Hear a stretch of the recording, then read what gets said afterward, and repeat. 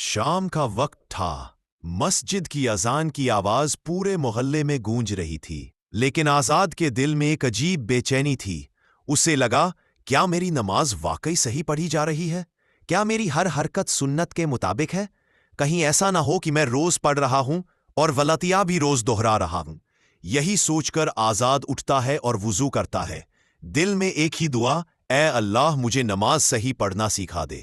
بس یاد رکھنے کی بات ہے۔ تکبیر اور ہاتھ اٹھانا مسجد کا امام صاحب کھڑے ہو کر سمجھا رہے تھے۔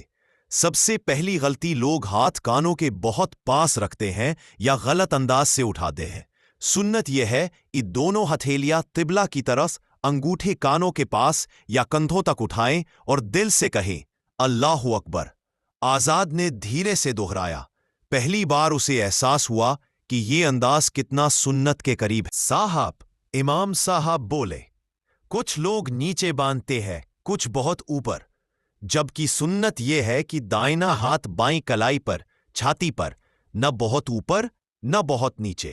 آزاد نے جا کر ہاتھ باندھے، دل سے بولا، آج میری نماز الگ محسوس ہو رہی ہے۔ 3 قیام میں پیروں کا فاصلہ۔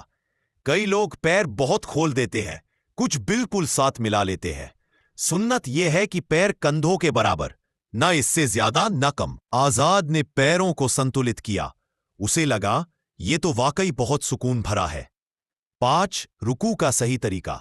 رکوع میں پیٹھ بالکل سیدھی، گھٹنے ہلکے مڑے ہوئے، نظر سجدے کی جگہ پر، نہ بہت جھکنا نہ کم۔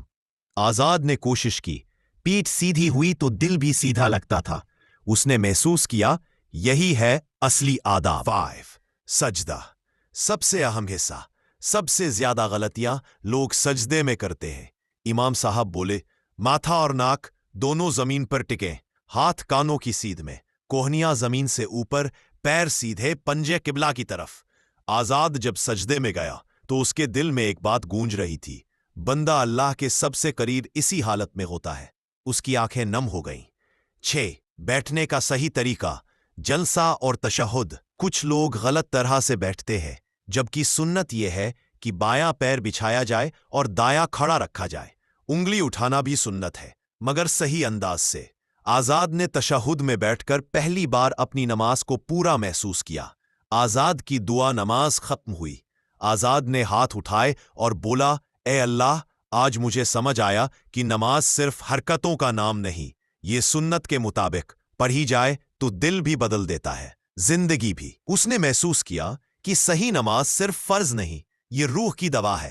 اگر آپ بھی چاہتے ہیں کہ آپ کی نماز سنت کے مطابق